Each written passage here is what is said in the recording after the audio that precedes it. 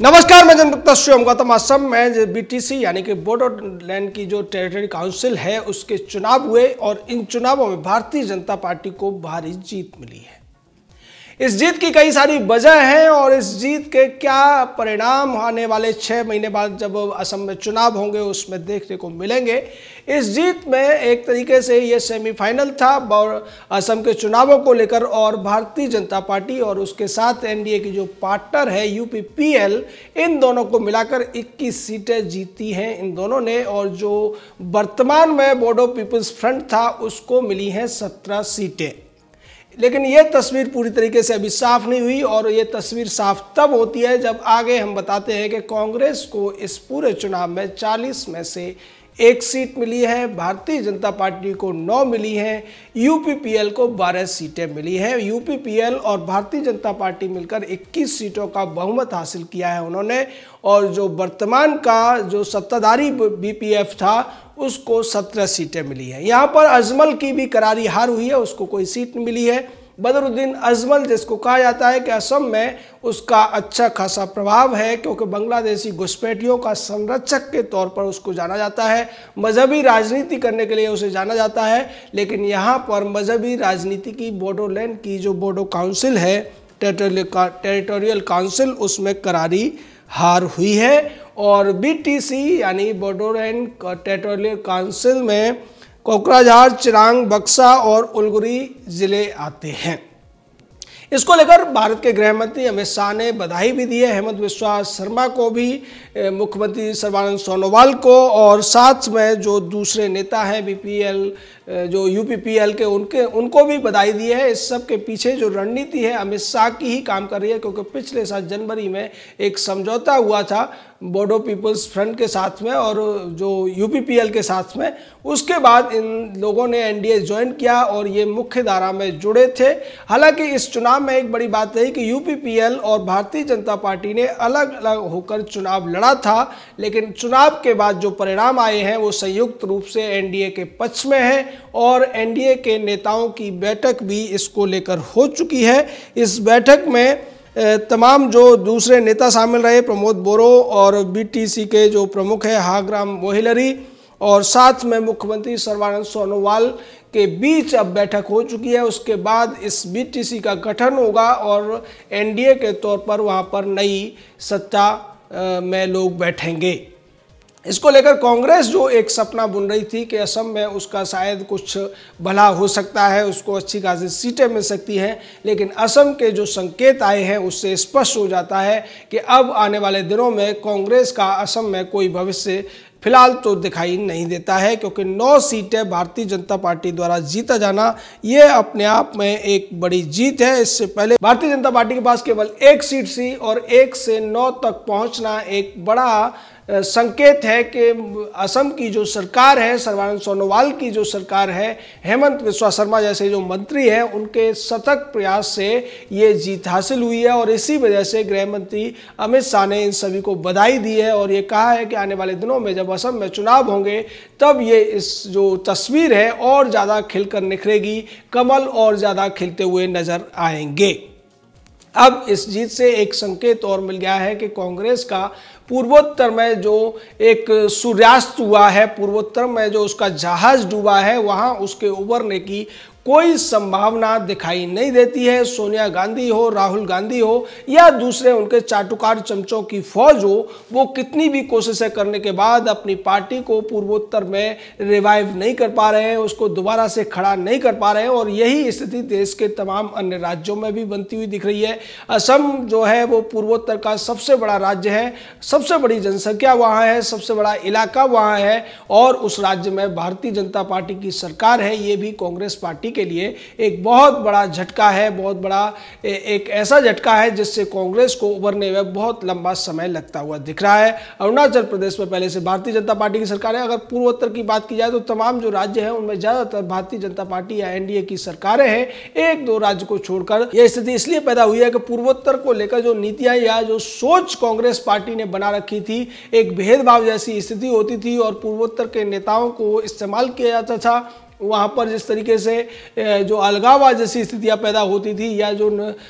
विद्रोही नेता होते थे उनको कांग्रेस पार्टी बढ़ावा देती थी, जिससे विद्रोही गुटों के लड़ाई का फायदा कांग्रेस को मिल जाता था। लेकिन जब से भारतीय जनता पार्टी की सरकार आई है, इसने वहाँ पर शांति के लिए तमाम लोगों को मुख्यधारा में लाने का काम किया है और पूर्वोत्तर को एकरूपता में भी लाने की कोशिश की है। साथ ही साथ प्रधानमंत्री नरेंद्र मोदी जिस तरीके से पूर्वोत्तर को लेकर विशेष एक मंत्री ग्रुप भी बनाया गया, जिसका काम ये था कि वो वहाँ जाकर हर मंत्री को वहाँ दौरा करना है और वहाँ ये देखना है कि क्षेत्रों का जो विकास है स्थानीय तौर पर वो सही तरीके से हो रहा है या नहीं हो रहा है। इसमें जो विशेष दिलचस्पी ली गई प्रधानमंत्री के द्वारा, उसी का नतीजा है कि असम के बीटीसी के चुनावों में भारतीय जनता पार्टी का कमल बेहद खूबसूरत तरीके से खिलता हुआ नजर आ रहा है। कांग्रेस बचाव में ये कह सकती है कि उनको केवल 9 सीटें मिली है, लेकिन कांग्रेस ये भूल जाती है कि उन्हें जो 9 सीटें मिली है वो कांग्रेस की 1 सीट से 9 गुना ज़्यादा है, या फिर दूसरे शब्दों में कहें तो असम में भारतीय जनता पार्टी को कांग्रेस से 9 गुना ज़्यादा सीटें मिली हैं और भारतीय जनता पार्टी यूपीपीएल दोनों मिलकर बीटीसी में अपनी जो सत्ता है उसको संभालने जा रहे हैं। ये जो चुनाव हुआ था, इस चुनाव की पृष्ठभूमि में जिस तरीके की रणनीतियां बनती रही, चाहे हेमंत बिस्वा शर्मा की रणनीति रही हो, सर्बानंद सोनोवाल या अमित शाह की रणनीति, और उसके तहत जो दूसरे नेता थे उनको मिलाकर उन्हें सही तरीके से शांति वार्ताएं हुई, शांति समझौते हुए उनको मुख्यधारा में लाया गया और उसके बाद ये तय हुआ कि अब बीटीसी के चुनाव होंगे। बीटीसी के चुनाव के लिए भी यूनाइटेड फ्रंट ऑफ बोडोलैंड के तमाम नेताओं को राजी किया गया। उनके हस्ताक्षर के बाद ही ये चुनाव की तारीख तय हुई और उसके बाद ये जो चुनाव हुए हैं, ये चुनाव 5 साल बाद हुए हैं। इन चुनावों में भारतीय जनता पार्टी को सकारात्मक जो जीत मिली है वो निश्चित तौर पर ये दिखाती है कि अगर समस्याओं को गहनता के साथ, गहन सोच के साथ में समझा जाए और उसके बाद उनके समाधान पर काम किया जाए तो समस्याएं निपट सकती हैं। बोडोलैंड के लेकर बहुत लंबे आंदोलन चलते रहे, तमाम विद्रोह भी हुए। इसके पीछे की वजह यह थी कि कांग्रेस की तुष्टीकरण की नीति की वजह से तमाम जो लोग थे जो बोडोलैंड के इलाके में रहते थे, जो कोकराझार, चिरांग, बक्सा और उदलगिरी जिलों में पड़ते थे, उनकी ये मांग थी कि बांग्लादेशी घुसपैठियों को जिस बड़ी तादाद में इनके इलाकों में बसाया जा रहा है उससे जनसंख्या का जो संतुलन है वो बिगड़ रहा है और दूसरी तरफ खतरा भी राष्ट्रीय सुरक्षा को पैदा होता हुआ दिख रहा है। असम को लेकर कांग्रेस की हमेशा से नीति भेदभाव वाली रही, सौतेलेपन वाली रही। आपको बता दें कि 1961 का जब 61-62 का जब युद्ध हुआ था चीन के साथ में, तब असम पर जब चीनियों के आक्रमण का खतरा पैदा हुआ था तो भारत के तत्कालीन प्रधानमंत्री और जिन्हें भारत का आईएएस प्रधानमंत्री के तौर पर भी जाना जाता है, जवाहरलाल ने रेडियो पर यह घोषणा कर दी थी कि असम अब भारत का हिस्सा नहीं रहने वाला है। असम वासियों को वो अलविदा कहने तक की स्थिति में आ गए थे, जिसका आज तक असम के लोग बहुत ही गुस्से के साथ वर्णन करते हैं और वो कहते हैं कि हमारे साथ कांग्रेस ने हमेशा से सौतेला व्यवहार किया और हमें एक तरीके से चीन को सौंपने की योजना थी जवाहरलाल की। उस दंश को, उस जो उनका पीड़ा है वो आज तक उसको भूले नहीं है और यही वजह है कि आज असम में पूरी तरीके से कांग्रेस का जो जहाज है डूबता हुआ दिखाई दे रहा है। कांग्रेस की स्थिति अब उभरने वाली नहीं बची है। कांग्रेस की सरकार थी भारतीय जनता पार्टी की सरकार होने से पहले, लेकिन अब स्थितियां काफ़ी ज़्यादा बदल चुकी हैं। बीटीसी के जो चुनाव हुए, जिन्हें असम के चुनावों का सेमीफाइनल माना जा रहा है, उन चुनावों ने तो स्पष्ट तौर पर दिखा दिया है कि असम में कांग्रेस की जो स्थिति है भारतीय जनता पार्टी के मुकाबले काफ़ी कमज़ोर दिखाई देती है। और दूसरी तरफ असम में कांग्रेस जिस बदरुद्दीन अजमल के साथ समझौता करके सत्ता में आने का सपना देख रही है, उस अजमल को भी बहुत कुछ मिलता हुआ नहीं दिखाई दे रहा है,